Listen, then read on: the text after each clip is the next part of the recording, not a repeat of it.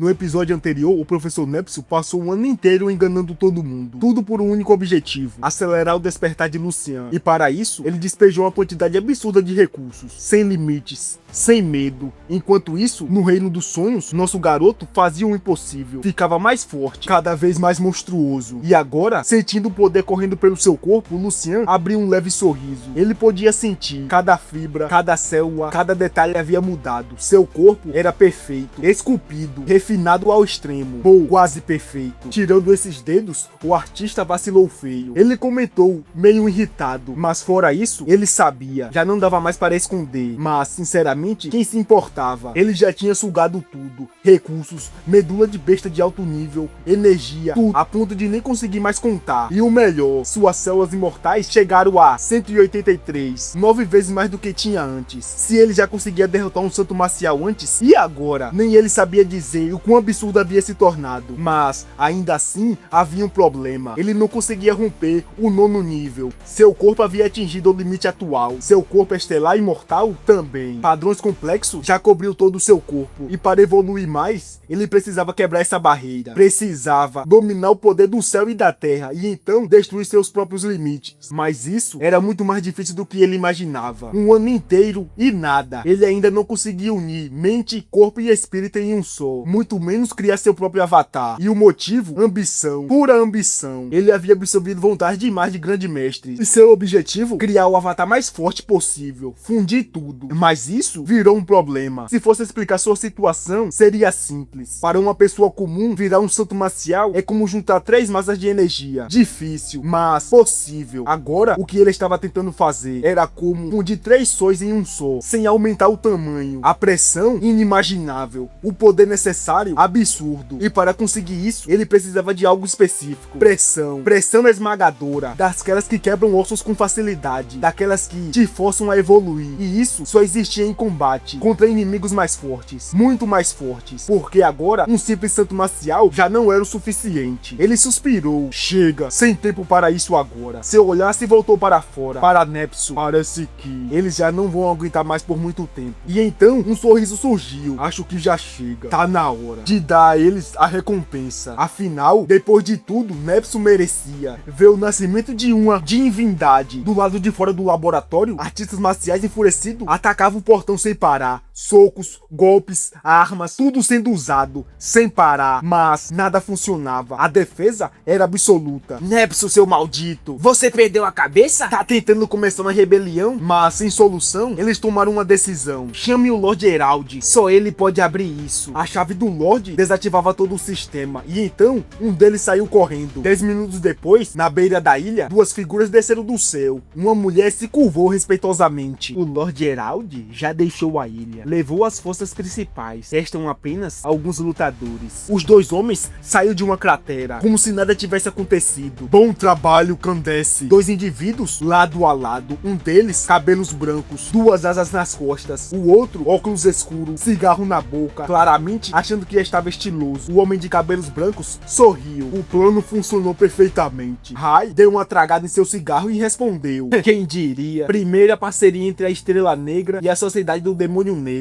Sucesso total. Quando Herald aparecer, já vai ser tarde demais. Essa ilha vai virar ruínas. A verdade, a Sociedade do Demônio Negro sofreu perdas pesadas, tentando assassinar Lucian. Mais da metade dos seus elites foi destruído. Então, decidiram agir primeiro, atacar antes que outros pegassem os cristais de energia. E como já sabiam onde ficava essa base, resolveram acabar com tudo. A divisão seria entre 80-20 com a Estrela Negra. Negócio fechado. Aquela informação vazada sobre mineração fazia tudo parte do plano. Eles começaram a andar, tranquilos, como se já fossem donos do lugar. Mal posso esperar para ver a cara do Herald. Raya riu. Ele vai ficar desesperado. Mas esses 2 homens, talvez eles não tivessem ideia do erro que cometeram. De volta ao laboratório, Lucian observava tudo pelas câmeras. Ouvia cada palavra, cada plano, cada ameaça. Seu rosto ficou pálido, porque agora não era só o laboratório em perigo, era tudo. E dentro da cápsula, o coração continuava.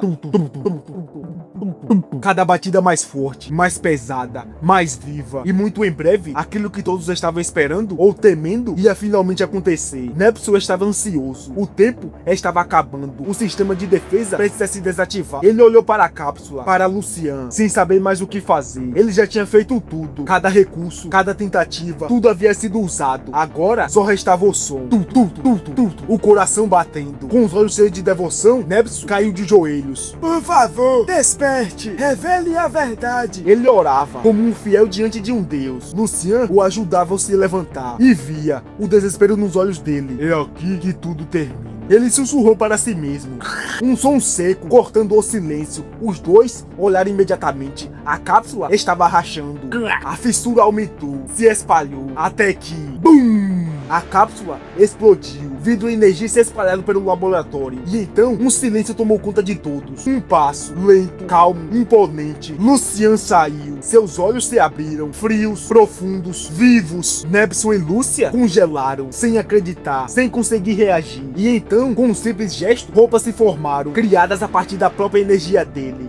Entrou em êxtase. A divindade! Finalmente! Sua luz vai iluminar o mundo! Lucian olhou para ele e falou calmo. Você fez um bom trabalho. Eu sei de tudo. Ouvi seu nome reconhecido, validado. Neptune tremeu. Para ele, aquilo já valia uma vida inteira. Lucian se abaixou, pegou um pequeno fragmento no chão. Isso aqui é o verdadeiro? Neptune respondeu rápido. Sim, esses são os cristais de energia. Até o santo marcial de 9º nível enlouqueceria por isso. A energia dentro disso é absurda. Esse pedaço equivale a um pequeno reator nuclear. Lucian assentiu. Agora fazia sentido. Suas células imortais tinham acabado de aumentar mais 7 instantaneamente.